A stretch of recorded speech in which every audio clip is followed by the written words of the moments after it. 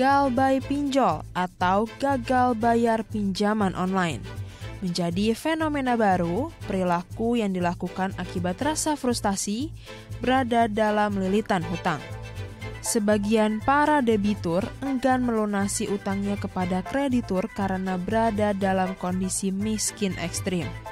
Menurut data yang dihimpun oleh OJK pada tahun 2025, di Indonesia tercatat 15,4 juta orang yang melakukan pinjaman online dengan total nilai mencapai 79,97 triliun rupiah pada Maret 2025. Dari nominal tersebut, 2,77% gagal bayar atau one prestasi 90 hari. Dan faktanya, fenomena gagal bayar ini lebih banyak terjadi di kalangan wanita hingga mencapai 404,2 ribu rekening sebesar 849,24 miliar rupiah. Sedangkan di kalangan pria sebanyak 385,7 ribu rekening sebesar 803,88 miliar rupiah. Dari data tersebut, 467,9 ribu rekening pengguna usia 19 sampai 34 tahun. Ya, untuk membahasnya kita telah terhubung langsung dengan Ibu Etika Karyani selaku Direktur Riset Keuangan dan Ekonomi Digital Core Indonesia. Kita langsung sapa. Selamat siang Ibu Etika. Assalamualaikum. Apa kabar Ibu di sana? Alhamdulillah baik Pak Andrew. Apa kabar, baik sehat juga Pak Andrew? Alhamdulillah kami di sini juga dalam keadaan yang baik. Kita langsung saja Bu Etika membahas fenomena galbay atau gagal bayar pinjaman online yang lagi rame nih. Bu Etika, kalau Ibu sendiri melihat seperti apa fenomena ini yang terjadi di tengah masyarakat kita? Pak Andrew, saya jelasin dulu ya. Ada pinjol, ada pindar sekarang ya. Bahwa pinjol itu singkatan dari pinjaman online, sedangkan pindar adalah singkatan baru yang diusulkan untuk menggantikan pinjol dan merujuk pada pinjaman daring yang legal atau berizin. Artinya pinjol ini berkaitan dengan yang ilegal karena dia tidak masuk dalam layanan pendanaan bersama berbasis teknologi informasi atau yang disebut sebagai LPBBTI yang terdaftar dan diawasi oleh OJK. Nah, gerakan gagal bayar atau kita sebut kenalnya galbay ya, ini baru-baru ini di media sosial muncul ya, dan sepertinya kayak terencana nih. Jadi pinjol yang galbay ini sangat terencana, yang menyerukan agar peminjam sengaja menunggak cicilan. Nah, gerakan ini semakin ramai di kalangan terutama anak muda karena terinspirasi oleh banyak video-video yang viral. Namun sebenarnya kita di Core Indonesia sudah melakukan survei gitu dan kita sudah diseminasi hasil kajian kami di mana salah satunya Asosiasi Fintech atau API dan juga bisa itu hadir di situ dan menegaskan galbay ini justru merugikan konsumen sendiri dan industri resmi khususnya yang resmi ya, yang pindar ya, bukan yang pinjol nih khususnya. Nah, Ketua API di kala itu dan sudah disampaikan juga mengenai bahwa galbay ini merugikan industri pinjaman daring yang legal dan sudah dari API itu sudah melaporkan penyebaran ajakan galbay ke polisi. Kenapa? Alasannya adalah utamanya itu tidak hanya mengajak yang melanggar kontrak tapi juga memperburuk posisi konsumen. Siapapun yang berhutang. Jadi jika tidak bayar akan tetap dikejar oleh penagih. Nah, dari sisi hukum pun sebenarnya mengikuti gerakan galbay itu juga bisa berisiko. Misalnya terkena dakwaan penipuan. Jadi meskipun galbay lahir sebagai proses sosial terhadap pinjol ilegal, gerakan ini tidak menyelesaikan masalah.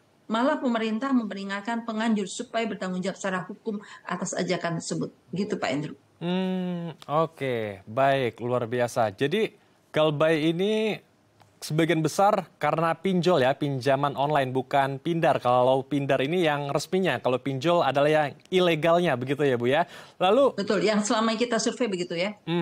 Oke. Jadi sebagian besar masyarakat yang galbay atau gagal bayar pinjaman online ini mereka memang apakah sedang kesulitan ekonomi karena kita tahu saat ini ekonomi juga penuh dengan ketidakpastian, PHK juga masih masif terjadi di mana-mana, kemudian lapangan kerja juga masih sempit. Apakah karena mereka kesulitan ekonomi atau ada orang-orang yang tidak bertanggung jawab yang menyiasati bagaimana mendapatkan keuntungan menggunakan pinjol dengan cara agar tidak terlilit hutang, jadinya menggunakan cara galbay ini, Bu Etika?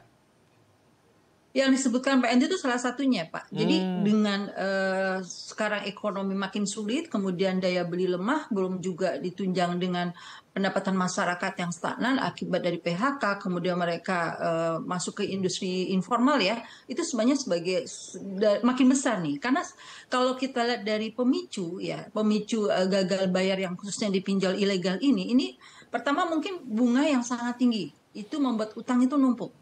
Misalnya kita lihat pernah kasus ya seorang guru honorer yang meminjam dari nggak sampai 5 juta, kurang lebih 3 sampai 7 juta gitu, tapi jumlah tagihan membengkak jadi 206 juta. Ini kan sangat fantastik ya. Ini karena bunga dan denda. Selain itu tadi, penggunaan dana yang tidak produktif itu meningkatkan risiko gagal bayar. Nah, riset kami yang terakhir ya di Core Indonesia itu menemukan 67% peminjam pindah itu mengajukan pinjaman untuk modal usaha, sedangkan 33% lainnya untuk kebutuhan konsumtif. Nah, kelompok yang konsumtif ini cenderung kesulitan bayar karena beban bunga lebih berat. Peminjam terutama yang berpendapatan rendah nih, yang kurang dari 3 juta, juga paling tertekan nih. Jadi hanya kurang lebih 20% di antara mereka itu merasa khawatir tidak dapat melunasi cicilan. Nah, faktor lain adalah literasi keuangan rendah.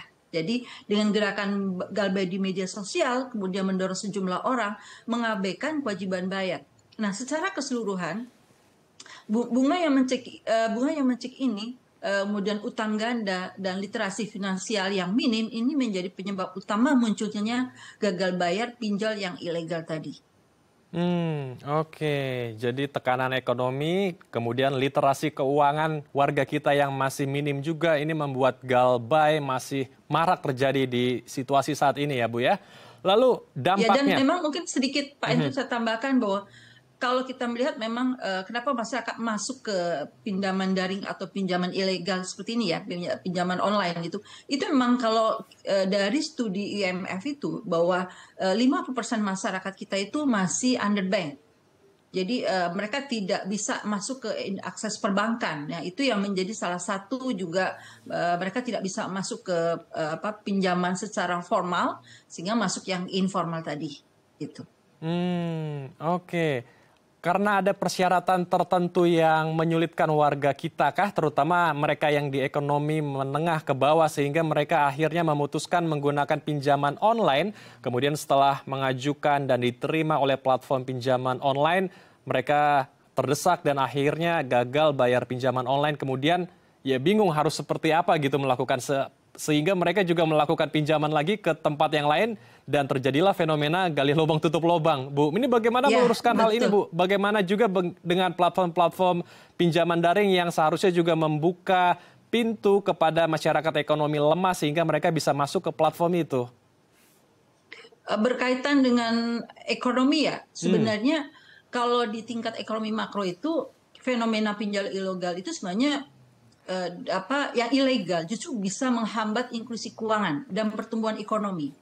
Karena kalau lihat dari riset core kami itu menunjukkan bahwa yang legal ya, yang pindar itu meningkatkan pendapatan usaha dan membantu kebutuhan sehari-hari yang lebih besar jika pinjaman itu dimanfaatkan untuk kebutuhan produktif.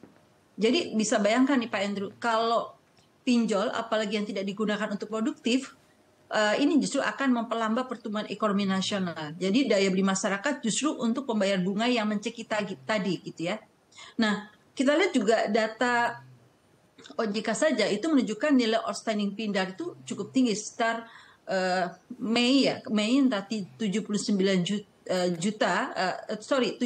triliun dengan galbay itu 2,77%. Nah, jumlah ini menunjukkan beban finansial yang ditanggung rumah tangga dan menambah ketidakstabilan ekonomi makro. Jadi secara agregat kita bisa mengatakan bahwa angka-angka tersebut itu menandakan ada fenomena gagal bayar pinjol ilegal yang tidak hanya merugikan individu tapi juga mengganggu mengganggu kinerja ekonomi keseluruhan.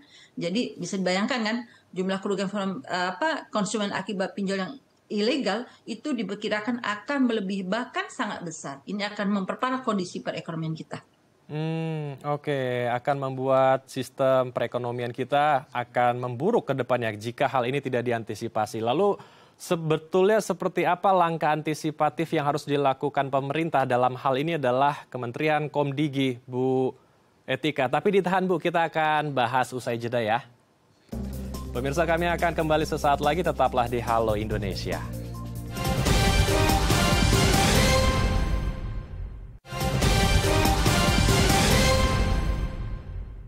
Terima kasih pemirsa, Anda masih bersama kami di Halo Indonesia. Kita akan lanjutkan diskusi hangat kita bersama dengan Ibu Etika Karyani selaku Direktur Riset Keuangan dan Ekonomi Digital Core Indonesia. Ibu Etika, sebelum ke pertanyaan saya di segmen sebelumnya, kami ingin mendalami lagi Bu Etika tentang masyarakat kita yang berada di ekonomi lemah, menengah ke bawah terutama, yang mereka tidak bisa mengajukan pinjaman daring yang legal, kemudian mereka beralih ke pinjaman online yang ilegal, yang masif sekali iklannya di mana-mana dan sangat menggiurkan untuk mereka.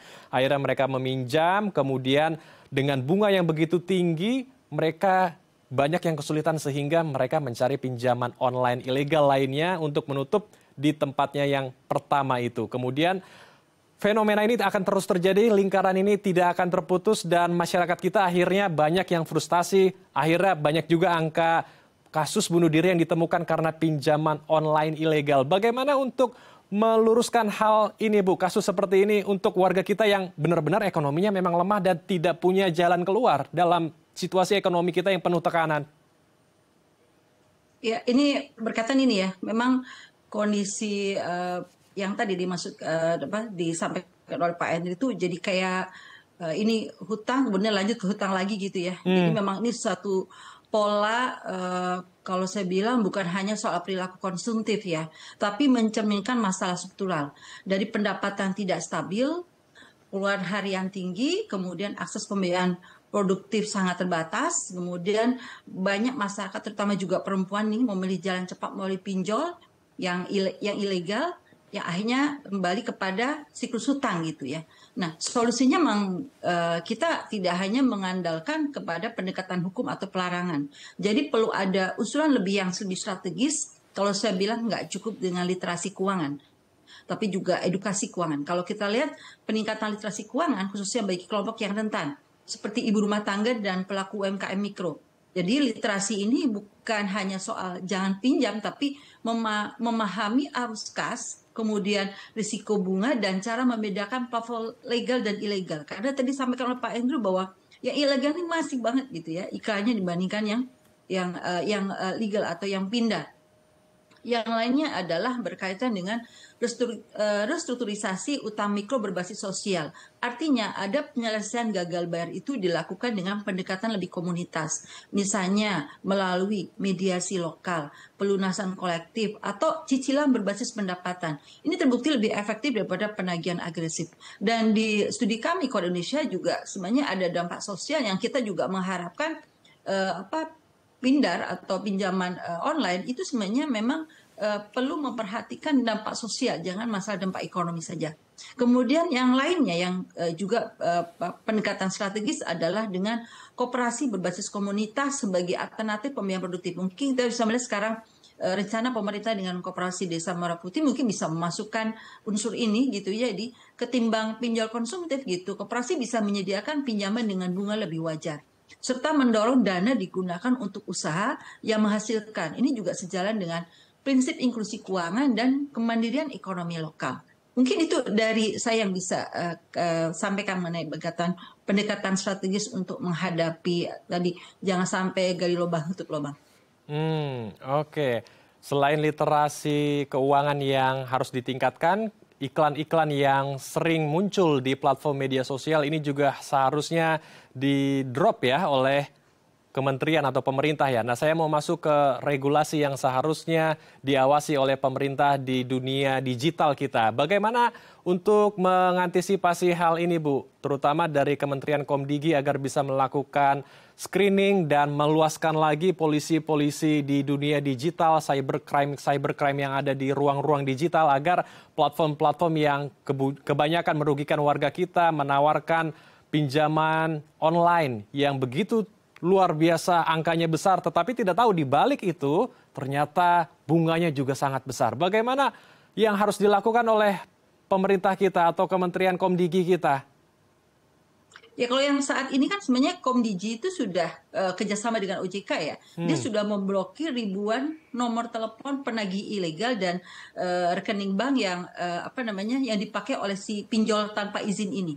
Jadi dengan lembaga layanan keuangan juga berencana memasukkan data pinjol ke sistem BI Checking atau yang disebut sebagai SLIK gitu agar setiap utang pinjol tercatat di Biro Kredit.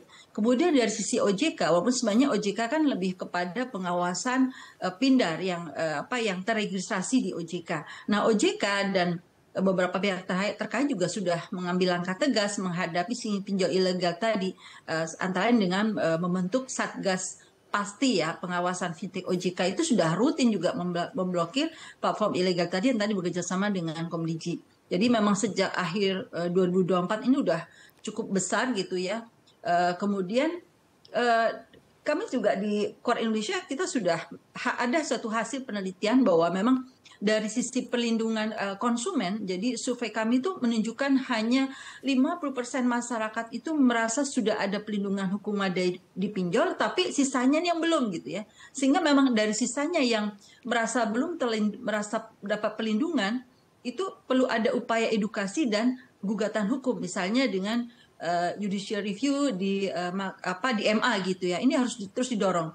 Memang kalau kita lihat, kalau saya sendiri gitu ya diskusi dengan beberapa teman di Core ini bahwa ini sudah ada Satgas, sudah ada dari OJK, Komdigi, tapi sepertinya kok belum sampai pada penangkapan gitu ya. Jadi baru sampai pada pengawasan tadi atau memblokir rekening. Jadi memang harus ada tindakan lebih tegas lagi agar menimbulkan efek jerah. Tapi secara keseluruhan sebenarnya penegak hukum, katakanlah ada sanksi pidana atau administrasi bagi pelaku ilegal itu harus diperketat dan kampanye literasi keuangan itu menjadi kunci agar konsumen itu tidak terjebak lagi di pinjol yang ilegal. Begitu Pak Hendro.